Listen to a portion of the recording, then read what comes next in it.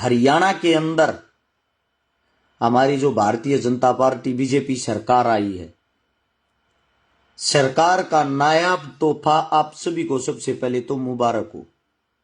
और वो मुबारक इसलिए हो, बहुत सारे साथी खुश हुए थे और उनकी खुशी का जो ठिकाना था, खुशी थी उनकी कि उन नाते 25,000 आदमी सरकारी नौकरी लगवा दिए। बड़ी खुशी हुई सारे के।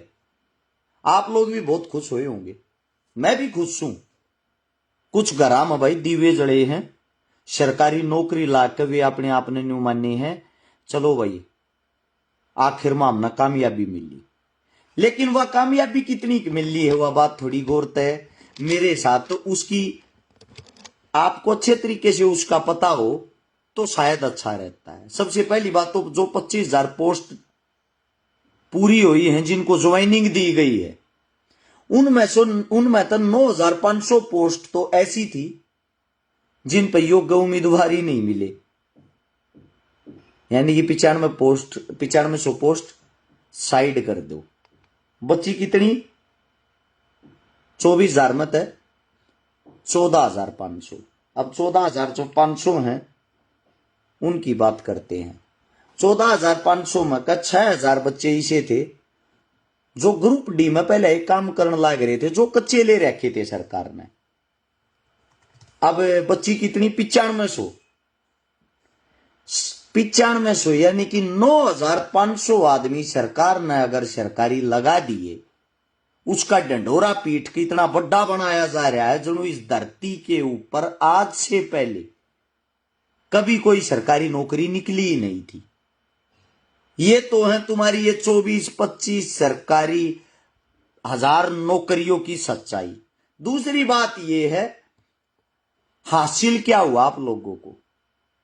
ये 5 साल इसका गुणगान करे जाओ, पहली सरकार इन बातों पर बनाई, इन्हीं चीजों के मुद्दे पर देखने की बात है। मैं बता देता हूं नायाब तोहफा क्या है। हिंदुस्तान एक कृषि प्रधान देश है, ना कि कुर्सी प्रधान। आप लोग समझ रहे हो, हिंदुस्तान कुर्सी प्रधान देश है। कुर्सी प्रधान देश हो गया, कृषि प्रधान नहीं रहा। 80% आदमी खेती पर निर्भर हैं, खेती करते हैं। खेती की जब बात आवे है, जमींदारी की बात आवे तो एक विशेष जाति पर ध्यान दे दिया जा है।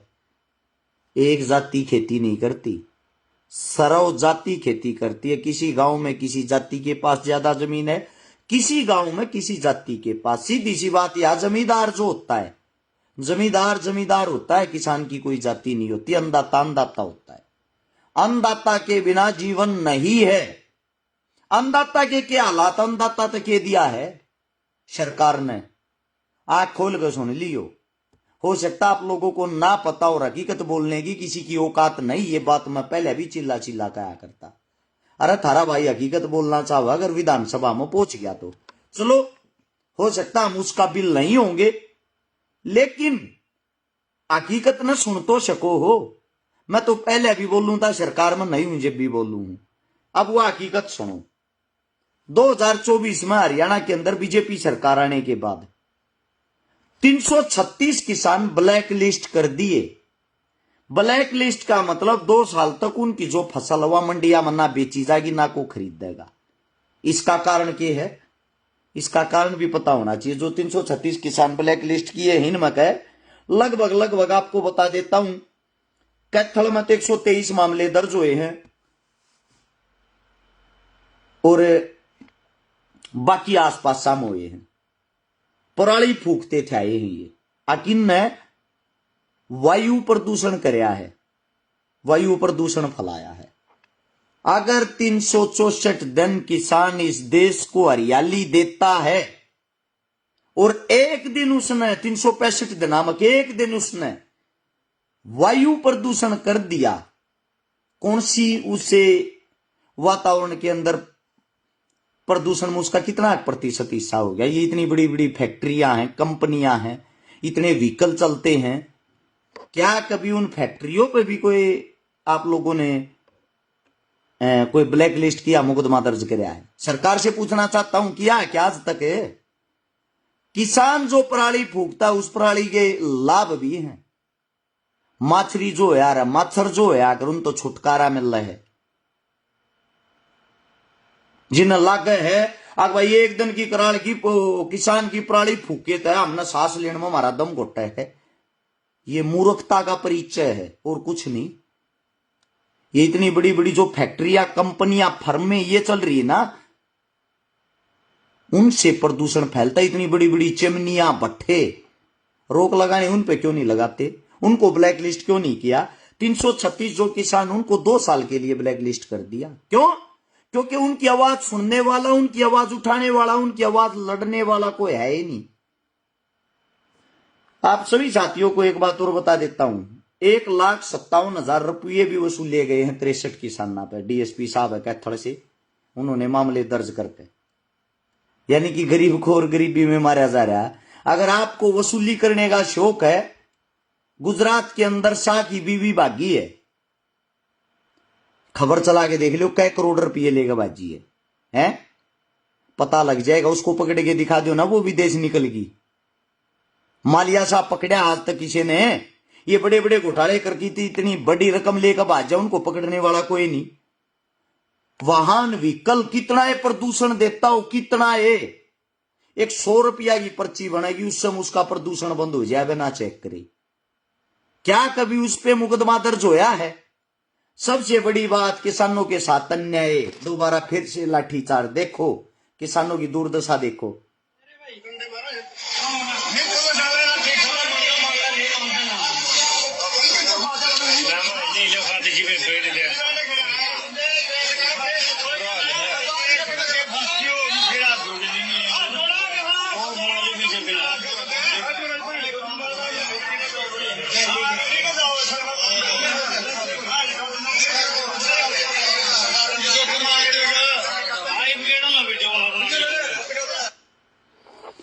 आज फिर एक बारी किसाना पर लाठीचार्ज होया है। लाठीचार्ज होने का कारण की है?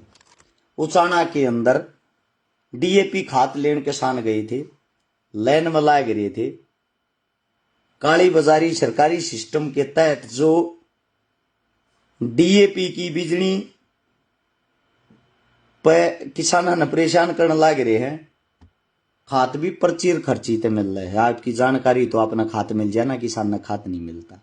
किसाना का आज भी खून बहन लग रहा है, किसाना का आज भी लाठीचार्ज होने लग रहा है। मैं उन सभी साथियों से आज एक बात पूछना चाहता हूं जो बीजेपी का झंडा ठा रहे थे या अन्य पार्टियों का झंडा ठा रहे थे, कड़े चले गए भाई थारी वे? जिन जिन तक तुम वोट दो थे, थारे वे रक्षक अब इस टाइम पे कहां चले गए? सरेआम किसान की दुर्गति हो रही है। अगर कोई भाई राजी हो रहा हो बीजेपी सरकार आएगी, बीजेपी यो कर देगी, उस टाइम पर जब हम वोट मांगने जा रहे थे, हमारे पे एक ठप्पा मार रखा था, तो बीजेपी ने ठा रखी है, वो यार सरकार सबसे पहले इसी सरकार के खिलाफ उन्हीं मुद्दों पे बात कर रहा है जिन मुद्दों पे बातें करने की तुम्हारे नेताओं की औकात नहीं है। मैं आप सभी साथियों से एक बात पूछना चाहता हूं, जब किसान ही नहीं रहेगा, अन्नदाता ही नहीं रहेगा, रोटी कहां से आएगी, अन्न कहां से आएगा? देश को चलाने वाले को पीटा जा रहा है, अन्नदाता की दुर्गति हो रही है। खाद उन्हें नहीं मिल रहा, बीज उन्हें नहीं मिल रहा, रेट उन्हें नहीं मिल रहा, फसल उनकी नहीं खरीदी जा रही, पराली वे नहीं चला सकते, जबरदस्ती बैंकों में जमीन उनकी कुड़क करी जा रही है, पैसा उनसे वसूल किया जा रहा है, मुकदमे उन पर लगाए जा रहे हैं। इससे बड़ा जुल्म और क्या होगा? सलाम करता हूं उन मूर्खों को जो अब भी नारे लगाते हैं बीजेपी जिंदाबाद, बीजेपी ये, बीजेपी वो। आप सभी साथियों को बता देता हूं, जो मेरे किसान भाई हैं वे किसी एक जाति से नहीं आते। जिनको जातिवाद का कीड़ा हो रहा है, जिनका न्यू हो रहा है, आगे लोगों की एक माइंड सेट हो गया। वो माइंड किस प्रकार से सेट हो गया? किसान का मतलब तो जाट हो है, 35 से कर रखा कि जो जाट्स हैं उनका बुरा करे जाओ। बीजेपी के दिमाग में बढ़ रही है बात, उनके पीछे लागे रहो। जो 35 जाति हुआ थारे तो अपने आप राजी हुई रहेगी। 35 सन पकड़ लो, एक का लात मार दो, 35 सन राजी करती, एक वो मुकदमा कर दो। या तो है हरियाणा की स्ट्रेची, हरियाणा से अगर आप बाहर जाओगे मुसलमाना के सर पर चढ़ जाओ, हिंदुआ का झंडा ठा लो। मुसलमाना ने टारगेट करे जाओ, हिंदुआ ने राजी करे जाओ, काम करने की किसी ने कोई जरूरत नहीं। सबसे बुरी बात है ये। आप सभी साथियों को बता देता हूं, जब राजा बनाया जाता है, राजा न्यायप्रिय होता है, उसके लिए सब एक समान होते हैं। हिंदू हो, मुसलमान हो, जाट हो, ब्राह्मण हो, वाल्मीकि हो, कोई भी हो। यहां आके जातिवाद का खेल इसलिए खेला जाता है, हमारी राजनीति ऐसी होगी, कृषि प्रधान से छोड़कर कुर्सी प्रधान पा गए हैं, हमें काम करने की जरूरत ही नहीं। किस लिए काम करना है? जातिवाद कराओ, वोट पाओ, हिंदू मुसलमान कराओ, वोट पाओ, मंदिर मस्जिद कराओ, वोट पाओ। के भड़क रहेगी भाई काम करने की? अमीर अमीर होता जा रहा है, गरीब दिन पे दिन और गरीब होता जाने लग रहा है। किसाना की पल्ला तो भाई गांठ बांध लो। सरकारी बाई आई है, पूर्ण बहुमत आ रही है, वोट तुम मंदे रहेगी, किसी और ने नहीं। जूत तो खाने पड़ेंगे, आदत गेर लो, या तो तड़वे चाटने की आदत गेर लो, या फिर जूत खाने की आदत गेर लो। हमारे जैसे जो थे, जिन्होंने कोशिश करी लड़ांगे, लड़का अगर विधानसभा में पहुंच गया, अपने के लिए हक की आवाज उठाओगे, वो आवाज वहां तक तो आप लोगों ने पता नहीं किस कारण से नहीं पहुंचने दी। उस टाइम पर तो दो चीज दिखने लग रही थी, कांग्रेस बीजेपी। उड्डा साहब आने लग रहे हैं, उड्डा साहब ना हार जा। आप सबसे पूछना चाहता हूं भाई, वही उड्डा साहब, वही नायब सिंह सैनी, सुभाष बराड़ा, फोटो भी देखा होगा, एक साथ बैठ कर खाना खाओ थे, एक साथ बैठ कर हंसे थे, एक दूसरे ने बधाई देते। लेकिन जो आप लोग हो, आप लोग आज भी मुंह सजाए बैठे हो। इन हमारे कहीं तो बीजेपी की वोट नहीं दी, इन हमारे कहीं तो कांग्रेस की वोट नहीं दी। ये सब पर्दे के पीछे एक, इनका ना तो आज तक काम रुक, ना जिंदगी में रुक सकता। कोई भी सरकार आओ, कोई भी जाओ, हारा हुआ नेता भी जीते हुए नेता के समान ही है। लड़ाई होती है आप लोगों की और हमारी। आप लोगों के सामने एक बात और भी बता देता हूं, विधानसभा के अंदर अगर बात आ जाए विधायक की तनख्वाह घटाने की, बढ़ाने की, इनका भत्ता घटान बढ़ाने की, इनका फंड घटान बढ़ाने की, नेता कांग्रेस का हो, बीजेपी का हो, अन्य दल का हो, सारे इकट्ठे होकर अपनी लड़ाई लड़े हो रही है। सब इकट्ठे हो गए, थारी लड़ाई तक दिन इकट्ठा होकर ना लड़ी। एक और मेरा भाई अरे किलकी मारने लाग रहा है शोरान साहब, केवल उड्डा सरकार बना ले भाई, मैं कड़ा रोक रहा हूं, मैं कड़ा बेल बांध रहा हूं, मन्ना थोड़ी रोकी है